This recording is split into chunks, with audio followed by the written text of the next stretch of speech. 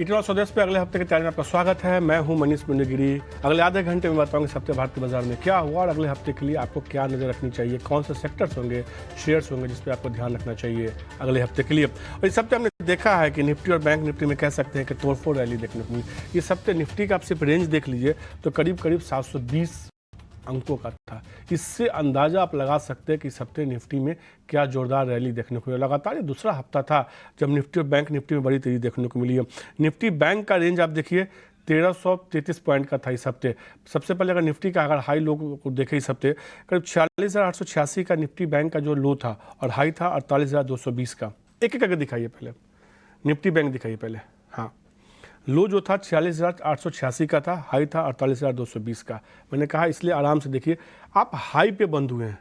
इस हफ्ते के हाई पे बैंक निफ्टी हफ्ते के आखिरी कारोबारी सत्र में जब मुनाफा वसूली का दबाव देखने को मिलता है आप हाई पे बंद हो रहे हैं। सबसे पॉजिटिव ट्रिगर निफ्टी बैंक के लिए। अब आते हैं निफ्टी पे।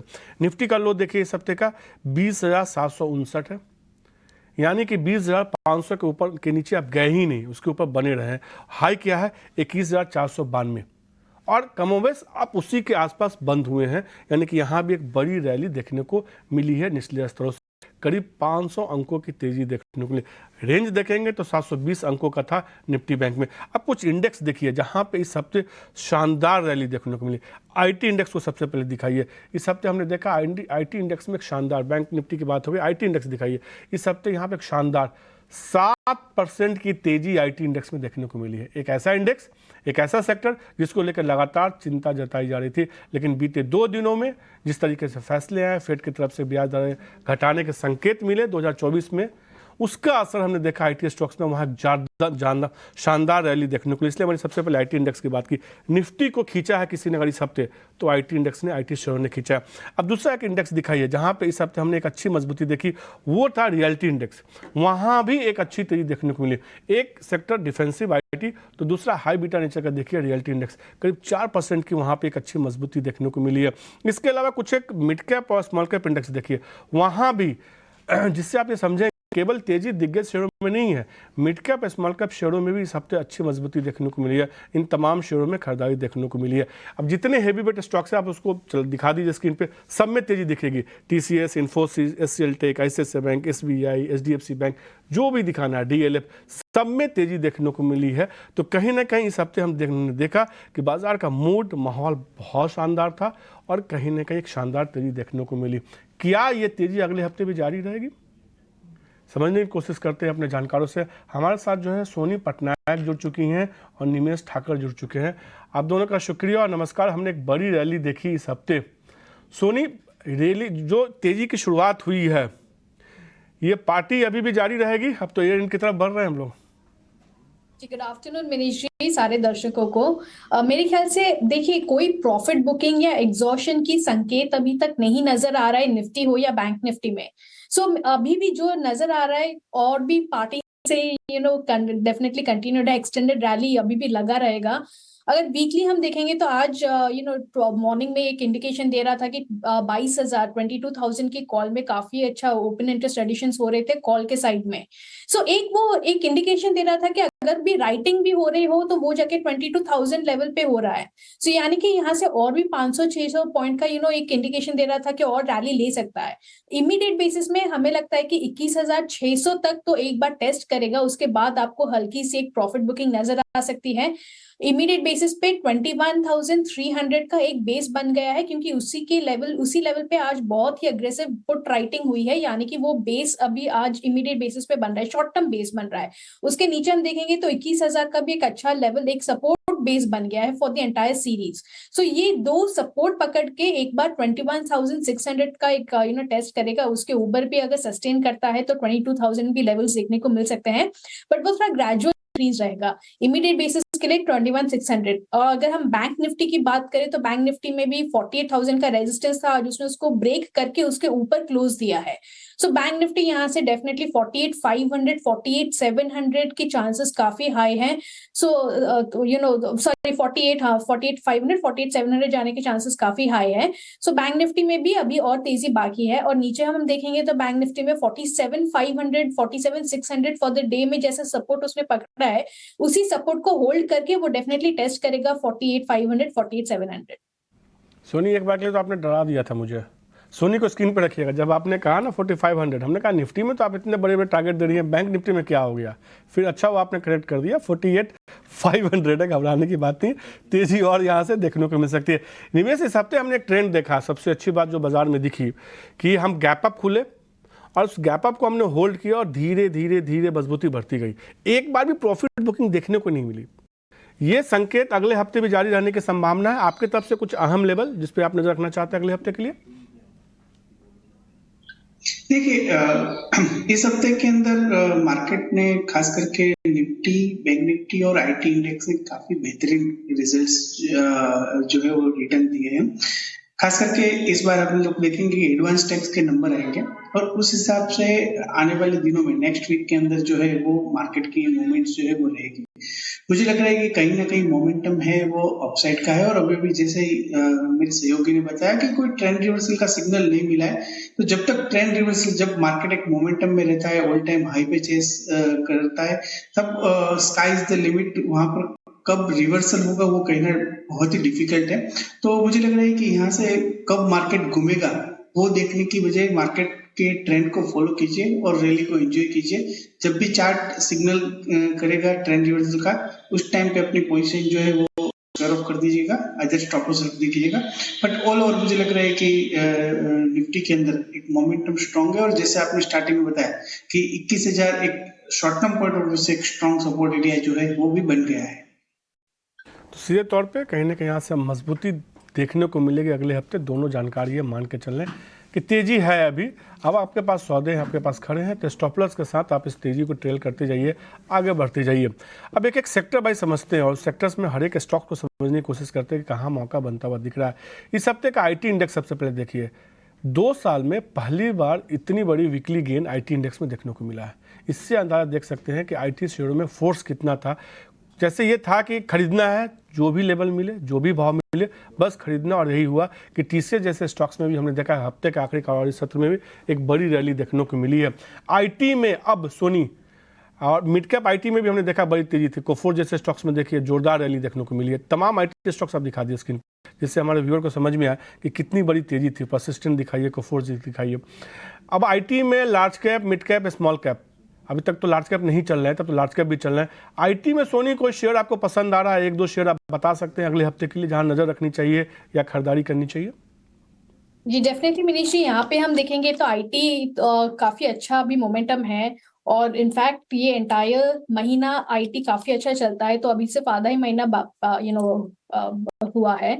So mid cap IT space में हम देखेंगे तो बिरला सॉफ्ट पहला पिक रहेगा। काफी अच्छा ब्रेकआउट दिया है, 700 को क्रॉस किया है और रिस्क रिवॉर्ड रेशियो यहाँ पे बहुत अच्छा फेवरेबल है। सो 719 पे ऑलमोस्ट आज क्लोजिंग दी है, तो आप 700 के स्टॉप लॉस के साथ आप इसको होल्ड कर सकते हैं, फ्रेश बाय कर सकते हैं for targets of 740 760। So Birla soft अच्छा पिक है, रिस्क रिवॉर्ड रेशियो के फेवरेबल में भी है और अभी काफी अग्रेसिव लॉन्ग बिल्टअप पोजिशन भी जैसे आज ये बिरला सॉफ्ट में भी नजर आया है।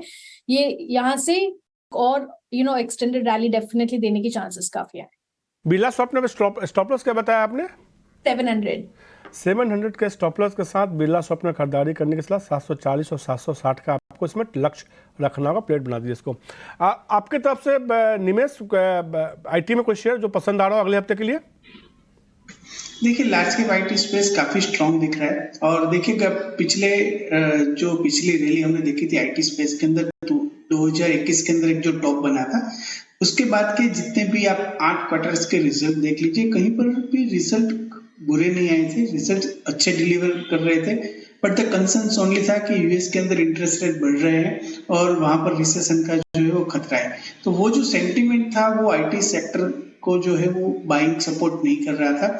अब जैसे ये सिग्नल मिल रहा है, क्योंकि यूएस के जीडीपी के फिगर आप देखें तो वो भी काफी स्ट्रांग है, इंडियन जीडीपी डेटा भी काफी स्ट्रांग है और आने वाले दिनों में अगर रेट कट होता है तो वो जीडीपी के नंबर्स जो है वो ज्यादा बेहतरीन आने की उम्मीद है। तो रिसेशन के जो चांसेस मार्केट फैक्टर इन कर रहा था वो काफी हद तक जो है रिमूव हो गया है और मुझे लग रहा है कि कहीं ना कहीं इस बार अगर देखें तो काफी जो कॉस्ट प्रेशर था, एम्प्लॉय का एट्रिशन रेशियो था, उसमें भी काफी गिरावट आ गई है। तो मुझे लग रहा है कि कहीं ना कहीं आने वाले दिनों में एक मार्जिन एक्सपेंशन के चांसेस ज्यादा दिख रहे हैं। और आईटी के अंदर मैं बाय करूंगा कि large cap IT would be prefer bet Infosys and TCS, ये दो काउंटर के अंदर मैं बाय करने का रेकमेंड करूंगा। कोशिश और तीसरे दो शेयर जो है इनको पसंद आए, निवेश को उनको लगता है मजबूती देखने को मिल सकती है। जबकि बिरला सॉफ्ट सोनी को पटनायक को पसंद है, उनको लगता है कि 740 और 760 का लक्ष्य अगले हफ्ते देखने को मिल सकता है। 700 रुपये का आपको इसमें स्टॉपर्स लगाना होगा। ये तो सेकेंडरी मार्केट की बात है जहां हम एक बड़ी रैली देख रहे हैं। प्राइमरी मार्केट में भी देखिए काफ़ी ज़्यादा हलचल देखने को मिली और कई ऐसे प्राइमरी मार्केट के आईपीओ कह सकते हैं, प्राइमरी मार्केट मतलब आईपीओ ही, जिसके सब्सक्रिप्शन को शानदार रिस्पॉन्स देखने को मिला है। अगले हफ्ते भी कई सारे आईपीओ आने वाले हैं। कौन से आईपीओ है आने वाले हैं बताने के लिए हमारे साथ अंश जुड़ चुके हैं। अंश, अगले हफ्ते के लिए कौन से बड़े आईपीओ हैं? जी बिल्कुल, अगले हफ्ते कुछ 7 आईपीओ आ रहे हैं 5 दिनों के अंदर। सबसे पहले हम बात करेंगे दिसंबर 18 से 20 के बीच में। यहाँ पे हमें मुथूट माइक्रो फाइनेंस का आईपीओ दिख रहा है जिसका साइज कुछ 960 करोड़ का रहेगा, जिसमें से फ्रेश इशू 760 करोड़ का रहेगा। यहाँ का इसका ऑफर प्राइस कुछ 277 से लेकर 291 प्रति शेयर का रहेगा। दूसरा स्टॉक जो आने वाला है वो है मोती सन्स ज्वेलर्स का। इसका प्राइस बैंड 52 रुपीज़ से लेके 55 रुपीज़ तक का रहेगा। तीसरा कंपनी जो आईपीओ निकाल रही है वो है सूरज एस्टेट डेवलपर्स का। इसका आईपीओ प्राइस 340 से लेके 360 रुपीज़ का रहेगा और इसका साइज़ है कुछ 400 करोड़ का। अगला हम बात करेंगे दिसंबर 19 से लेकर दिसंबर 21 के बीच का। यहाँ पे हैप्पी फॉर्जिंग दिख रहा है जिसका प्राइस बैंड रहेगा 808 से लेकर 850 रुपये तक का और इसका साइज़ है कुछ 1009 करोड़ का। स्टॉक आरबीजेड ज्वेलर्स का है जिसका फ्रेश इशू रहेगा कुछ 400 करोड़ का। तीसरा स्टॉक क्रेडो ब्रांड्स मार्केटिंग जिसका आईपीओ प्राइस 95 से लेकर 100 रुपये के बीच रहेगा और इसका साइज कुछ 100 करोड़ का रहने वाला है। और आखिर में हम देखेंगे दिसंबर 20 से लेकर दिसंबर 22 तक का, और यहाँ पे हमें आज़ाद इंजीनियरिंग कंपनी दिख रही है जिसका आईपीओ प्राइस 499 से लेकर 524 करोड़ का रहेगा और इसका साइज कुछ 740 करोड़ का रहेगा। अगले हफ्ते भी जो है, अगले हफ्ते आईपीओ मार्केट के लिहाज से बेहद अहम होने वाला है। तमाम आईपीओ की लिस्ट जो है अंश ने बता दी। शुक्रिया अंश, विस्तार से ये तमाम आईपीओ का बताने के लिए। और आप ये पूरा वीडियो जो है ना ध्यान से आप खुद भी देख सकते हैं। मैं तमाम दर्शकों से मैं कहूँगा उसको नोट डाउन कर लीजिए, क्योंकि आईपीओ मार्केट में हम देख रहे हैं काफ़ी ज़्यादा बज़ देखने को मिल रहा है और भरपूर सब्सक्रिप्शन देखने को मिल रहा है। एक सेक्टर देखे इस हफ्ते हमने बड़ी तेज़ी देखी। पहली बार निफ्टी बैंक 48,000 को पार किया। एक शानदार तेजी। पहले निफ्टी बैंक परफॉर्म नहीं कर रहा तो उम्मीद की जा रही थी कि आईटी चल रहा है तो निफ्टी बैंक नहीं चलेगा। समान तौर पे ये धारणा होती है कि दोनों एक साथ नहीं चलते, लेकिन हमने वो कमाल होते हुए देखा कि आईटी भी चल रहा था और निफ्टी बैंक भी चल रहे थे, दोनों में खरीदारी थी। सोनी, जिस तरीके से हमने देखा तब सरकारी बैंक देखे, प्राइवेट बैंक देखे, सब में खरीदारी। एचडीएफसी बैंक में अच्छी रैली, एसबीआई जैसे स्टॉक्स में देखी सबसे 6% की रैली। मतलब जहाँ जहाँ मौका मिल रहा है, जो नहीं चले हैं, जो अभी सस्ते लग रहे हैं, उन सब में जो है ना खरीदारी देखने को मिल रही है। तमाम बंधन बैंक देखिए, बैंक ऑफ बड़ौदा देखिए, कैनरा बैंक देखिए। आपके नज़र में कोई बैंकिंग स्टॉक्स सरकारी और प्राइवेट जो आपको लगता है कि अगले हफ्ते के लिए नज़र बना कर रखनी चाहिए? जी डेफिनेटली मनीष जी, यहाँ पे देखेंगे हम देखेंगे अगर तो सरकारी बैंक में टेक्निकली काफी स्टॉक्स है ऐसे जिसे जो अभी फ्रेश मल्टी ईयर ब्रेकआउट दे रहे हैं। उनमें से पहले दो हैं एसबीआई और बैंक ऑफ बड़ौदा। एसबीआई ने आज 630 के ऊपर जो उसने एक ब्रेकआउट मारा है और 650 का लेवल टेस्ट किया है। एसबीआई में बहुत ही एक इंटरेस्टिंग डेटा है। एक एग्जैक्टली इसने 52 वीक्स में उसने आज हाई मारा है। पिछले साल 15 तारीख महीने में ही उसने अपना एक हाई मारा था और आज उसने उस हाई को क्रॉस किया है। सो एग्जैक्टली 52 वीक्स में एसबीआई ने आज भी सेम डेट पे एक हाई मारा है। सो एसबीआई यहाँ पे काफी पॉजिटिव नजर आ रहा है, काफी अच्छा लॉन्ग बिल्ट पोजीशंस भी है, मल्टी ब्रेकआउट में भी आ गया है, चार्ट्स भी काफी स्ट्रॉन्ग है, वॉल्यूम्स अच्छा हुआ है। सो सारे पॉजिटिव डेटा है। सो एसबीआई यहाँ से अच्छा रैली देखने को मिल सकता है। सोनी एक काम करते हैं, मेरे पैनल प्रोड्यूसर मुझसे कह रहे हैं कि एसबीआई को लेकर आपका कुछ पॉजिटिव नजरिया है। बिल्कुल बजा देते हैं, अब दिखा दीजिए वीआईपी स्टॉक्स, स्टिंग चला दीजिए।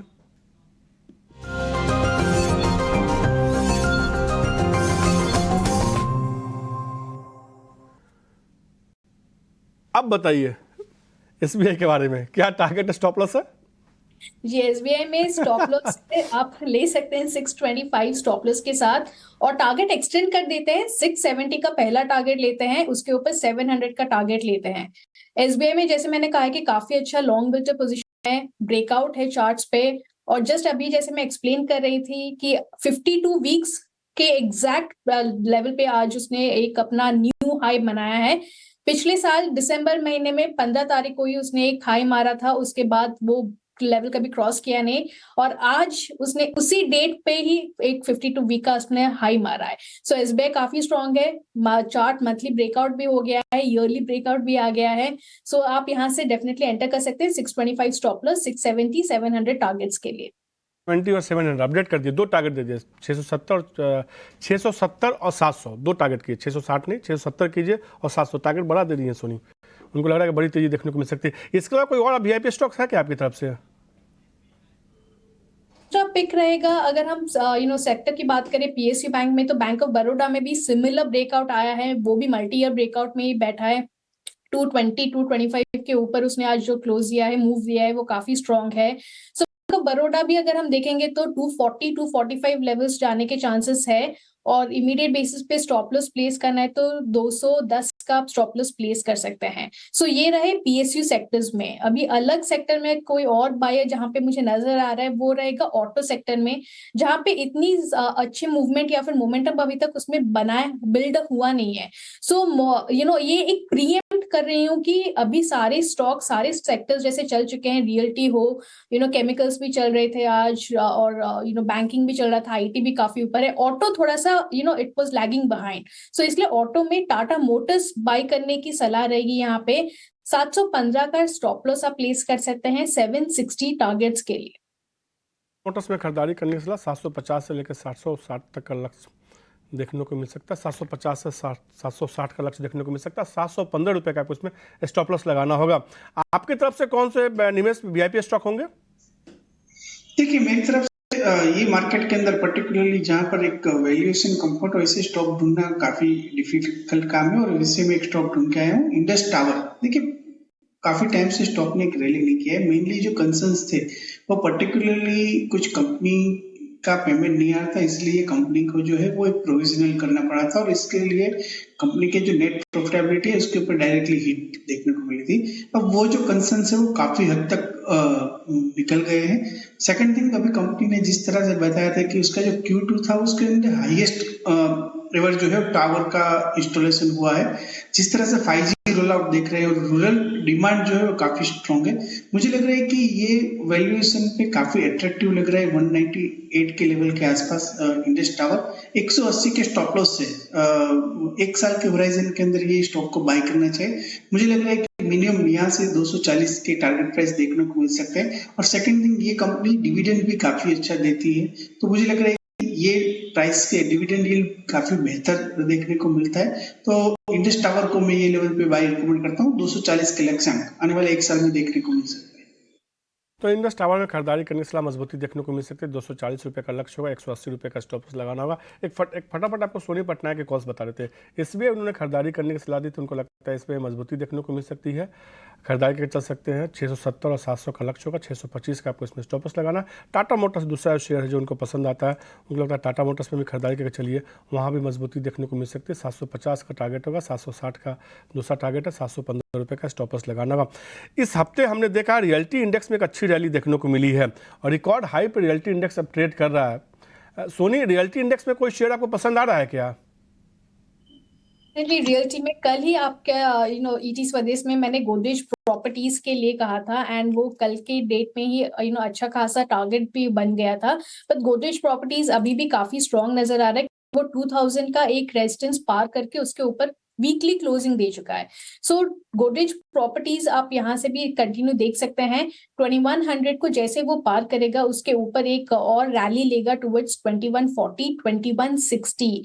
तो इसी लेवल्स के लिए आप इंतजार कर सकते हैं। नीचे में अगर कोई ऑलरेडी होल्ड कर रहे हैं तो 2020 पे अपना स्टॉप लॉस ट्रेल कर दे, और फ्रेश एंट्री के लिए भी आप 2020 स्टॉप लॉस के साथ एंटर कर सकते हैं फॉर टारगेट्स ऑफ 2140 2160।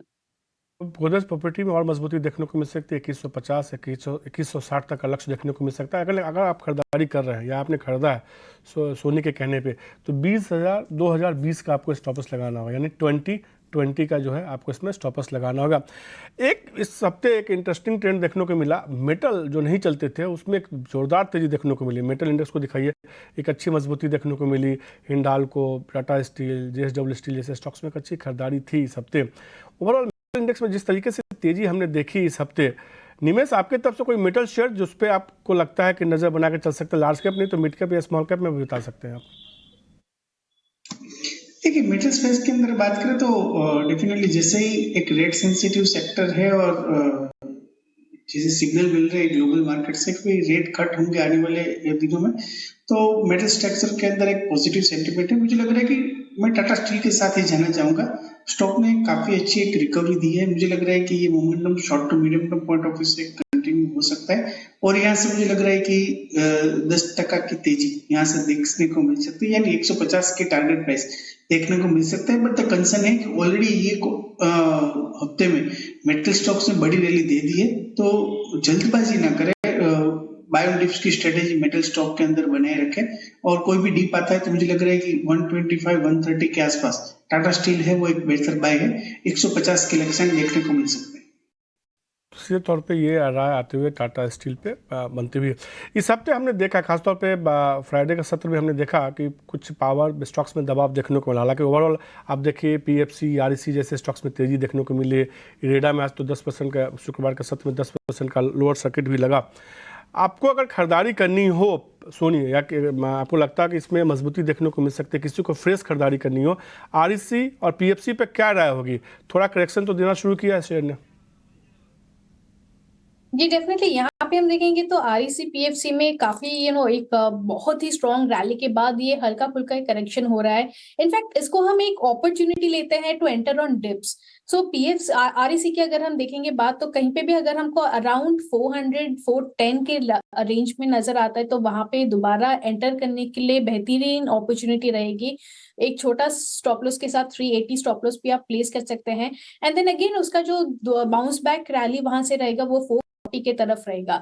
तो रिस्क रिवॉर्ड फेवरेबल रहेगा अगर हमको वो डिप दिखाई देता है अराउंड 400-410 लेवल्स पे। सो ये रहा REC के लिए। इनफैक्ट PFC का भी सिमिलर ही स्ट्रक्चर है। PFC में भी अगर हम देखेंगे तो थोड़ा बहुत डिप अगर मिल रहा है अराउंड 395-400 तो वो काफी बेटर रहेगा री एंटर करने के लिए।